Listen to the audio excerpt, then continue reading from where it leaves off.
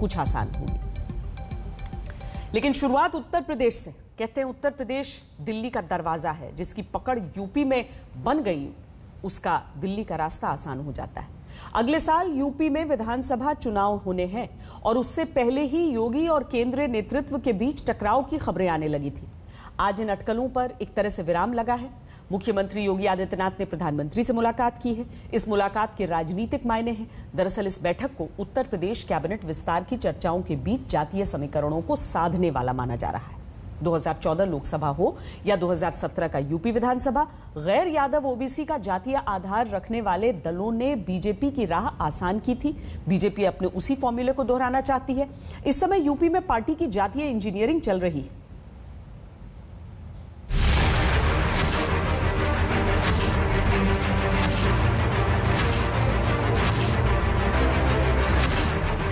जब दिल्ली और लखनऊ के बीच बीजेपी की अंदरूनी सियासी खटपट शोर बनकर सुनाई देने लगे तो फिर मुलाकात महज औपचारिक नहीं कही जा सकती।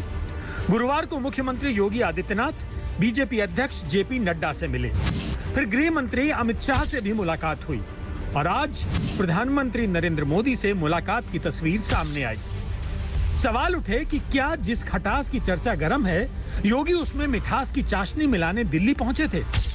बंद कमरे में क्या बात हुई ये तो सामने नहीं आया, लेकिन कयास तेज हैं कि प्रधानमंत्री मोदी और मुख्यमंत्री योगी ने आगामी यूपी चुनाव को लेकर गंभीर मंथन किया।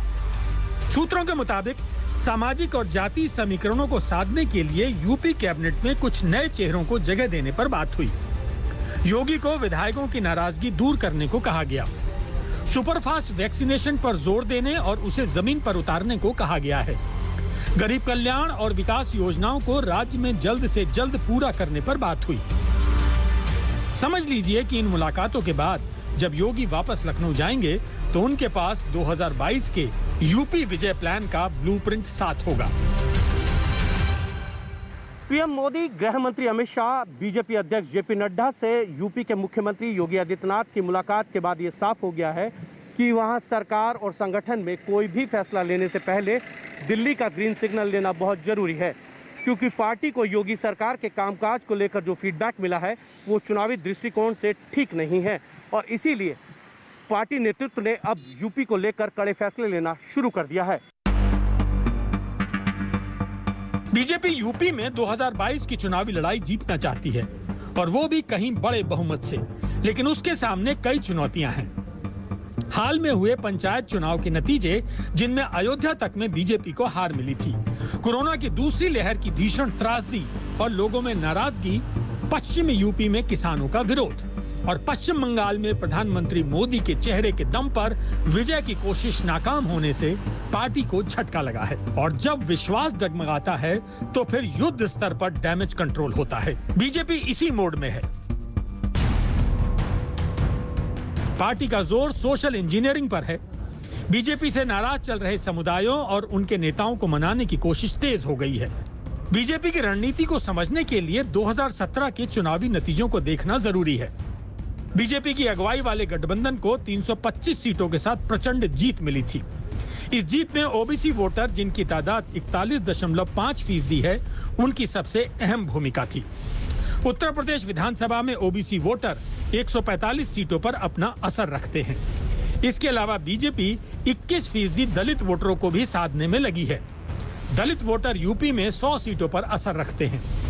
बीजेपी ने कुर्मी समुदाय से ही स्वतंत्र देव सिंह को प्रदेश अध्यक्ष बना रखा है, तो मौर्य समाज के लिए डिप्टी सीएम केशव प्रसाद मौर्य से लेकर स्वामी प्रसाद मौर्य तक सरकार में बड़ी भूमिका निभा रहे हैं। इसके साथ ही सरकार में ओबीसी मंत्रियों का बड़ा प्रतिनिधित्व भी है, यानी बीजेपी ने ओबीसी वोटरों पर सीधा निशाना साधा है। उत्तर प्रदेश में अगर बीजेपी संसद की 73 सीटों तक पहुंची, विधानसभा की 325 सीटों तक पहुंची, तो इसके पीछे सबसे बड़ा हाथ ओबीसी वोट बैंक का है और उनकी एक साथ एन ब्लॉक वोटिंग की है। अखिलेश यादव के वोट बैंक को छोड़ दें तो पूरा का पूरा ओबीसी वोट बैंक बीजेपी के पीछे गोलबंद नजर आया और यही बात दलित वोट को भी लेकर रही। जब मायावती के वोट बैंक को छोड़ दें तो दूसरी दलित जातियों ने बीजेपी को जमकर समर्थन दिया। अपना दल एस और निषाद पार्टी यूपी में बीजेपी के सहयोगी दल हैं। सूत्रों के मुताबिक अब बीजेपी बहराइच से बलिया तक असर रखने वाले राजभर समुदाय को साधने और योगी से रूठे ओपी राजभर को वापस अपने पाले में लाने की तैयारी कर रही है। लेकिन इस कोशिश को झटका तब लगा जब राजभर ने साफ कह दिया कि डूबती नैया की सवारी वो नहीं करने वाले। अगर आज राजभर साहब ने कहा कि डूबती नाव पर हम नहीं जाएंगे, अनुप्रिया पटेल जी चली गई, आज स्थिति ये हो गई है कि कोई बड़ी जाति का नेता या छोटी जाति का नेता कोई भी अगर इनकी वकालत करेगा और 4.5 साल बाद करेगा तो लोग बोलेंगे आज अनुप्रिया पटेल जी आप तो मंत्री बन गई, 4.5 साल हमारे बर्बाद कर दिया, हमारे बच्चों का क्या हुआ। ऐसा नहीं इनको अगर वो साथ नहीं लेगी तो बीजेपी चुनाव हार जाएगी या बीजेपी की स्थिति खराब हो जाएगी, लेकिन ऑप्शन नहीं है। लोअर ओबीसी को भी वो लुभाने की कोशिश करते हैं। अगर ओबीसी की हम बात करें तो यादव जिनकी तादाद बहुत ज्यादा है वो ऑलरेडी समाजवादी पार्टी के साथ है। तो बीजेपी के पास ऑप्शन नहीं है, छोटे छोटे ग्रुप को ही उन्हें तलाश करनी होगी और उनको अपने साथ मिलाना पड़ेगा। यूपी में सवर्ण जातियों का एक बड़ा तबका बीजेपी को वोट देता रहा है। 20% जनसंख्या वाला ब्राह्मण वोट 60 सीटों पर असर रखता है। 15% ठाकुर वोट 85 सीटों पर नतीजों को प्रभावित करने की स्थिति में है। यही वजह है कि बीजेपी सवर्ण वोटरों को भी साधने में लगी हुई है। इन सभी कोशिशों के साथ बीजेपी जीत के लिए नरेंद्र मोदी के चेहरे को फिर प्रोजेक्ट कर सकती है। ऐसा इसलिए क्योंकि मोदी के नाम पर पिछली बार तमाम जाति समीकरण ध्वस्त हो गए थे और महागठबंधन चारों खाने चित हो गया था। ओबीसी का एक मुश्त वोट बीजेपी को मिलता रहा है और इसके पीछे सबसे बड़ी वजह यह है कि प्रधानमंत्री मोदी देश में ओबीसी के सबसे बड़े चेहरे हैं। और उसके बाद बीजेपी ने जब उत्तर प्रदेश में प्रयोग किया तो ओबीसी चेहरे के साथ साथ हिंदुत्व के सबसे बड़े चेहरे योगी आदित्यनाथ का प्रयोग किया और तभी से मोदी योगी का नाम एक साथ निकला। यह जरूर है कि पिछले कुछ वक्त से उत्तर प्रदेश में कई सवाल उठे हैं, लेकिन प्रधानमंत्री मोदी और योगी की इस मीटिंग के बाद एक बात और तय दिखाई दे रही है कि आने वाले चुनाव में योगी और मोदी की जोड़ी भी एक बार फिर चुनाव में भी दिखाई देगी।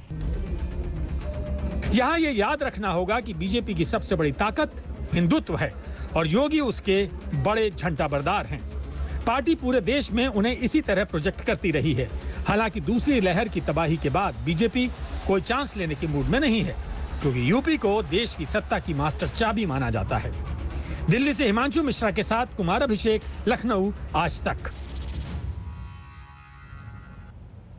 बीजेपी की रणनीति उत्तर प्रदेश में फिर वापसी करने की है। उसकी ताकत प्रधानमंत्री नरेंद्र मोदी भी हैं और योगी आदित्यनाथ भी। 2014 से लेकर अब तक सभी बड़े चुनावों में बीजेपी ने यूपी में